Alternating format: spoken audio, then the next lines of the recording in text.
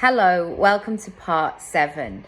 Today is about really standing in your, standing in your power. I mean standing in your expert status of really knowing what you know and sharing it, and really being a leader and a driver, and having that sense with your client, with your customer, with your audience, whoever it might be, of like, don't worry, I've got this. Because I know myself, when I am looking for help or support or a solution, I am not going to people who are like, I'm not really sure. Like, I don't know. What do you think? There are times where I want somebody to be saying, it's all right, this is what we're going to do, and this is going to be fine. Almost like an adult helper, basically. If you cut your knee in the playground, you want a dinner lady who's going to come over and go, look, love, let's just go and sit on that bench a minute and you can have a quiet time. Equally, if you're going to the next level in your career, having somebody who's done what you wanted to do is always a really valuable, important step. And I think sometimes what can happen is that we try to fit our work into other people's formulas.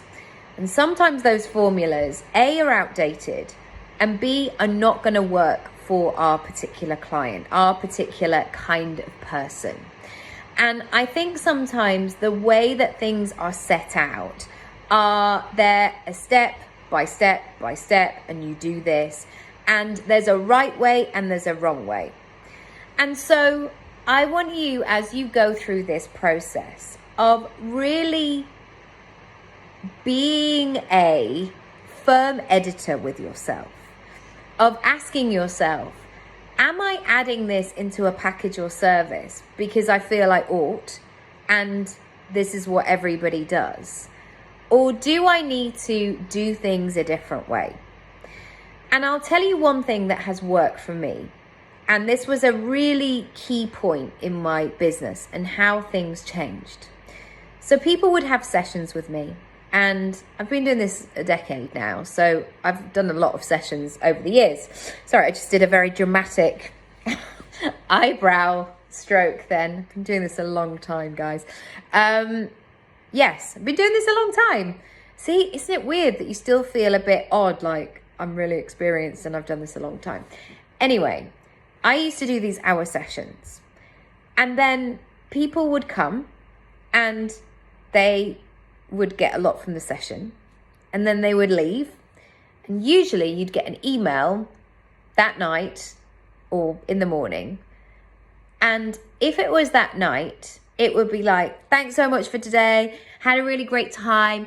Know what I'm going to do now. Yeah, let's do this. However, if it was the morning after the night before, that hangover status would sometimes come into play.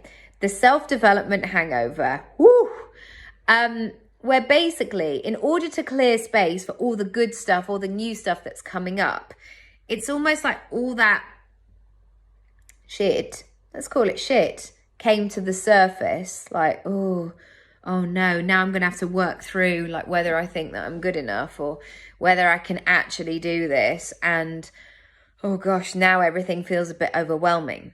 And so sometimes those hangover messages I would get the next day was like, thanks, it was really good to see you, but I've got loads of questions and oh gosh. Anyway, you're going to have to leave it with me. It was that sort of vagueness. It didn't have the energy that I wanted people to have. And so here's what I did.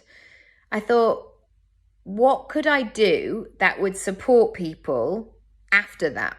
As in, for the next week after the session, you've got access to me. You can send me stuff. We can be accountability pals. You can go off and do the thing and then message me and then send me stuff. And then you're actually going to do the thing that you said you wanted to do at the beginning of your coaching session, and the coaching session that you paid for, you're going to get the results that you want. And that tweak, even though, okay, so here's how it applies to that. Even though people at that stage, coaches were like, boundaries, don't do email. It will become vague. Certainly don't give them your WhatsApp number. No. Like that's crossing lines. But I believe that you can make stuff work for you. And most people are respectful of those boundaries if you take that time to set them in advance. And I know by making that tweak, I'm a better coach because of it. And I know because I made that tweak, my clients are getting more of the results that they want because they're actually doing the thing. And my whole philosophy is about making it real and making it happen. And by not having this added part, I just felt like I was helping them to make it real.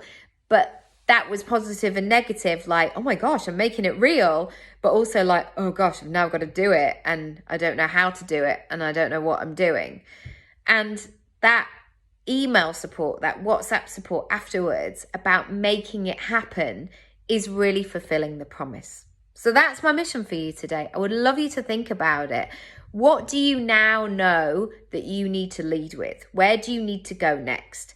I know your training or your qualifications or your industry or whatever people say will be in there. So it may take a bit of time to work through that, but you've got time. Take the time, take it on a walk, think about it, and I'll see you tomorrow. Also, if you do want to have some one-on-one support or just to visit my shop, you can go to nikkiraby.com/shop, which is a list of everything that I offer, all my offerings, which are one-on-one, online courses, a mix of one-on-one and online courses. There's something for everybody. So do check it out. If you've got any questions, as always, do email me, hello@nikkiraby.com, and I will see you tomorrow. All right.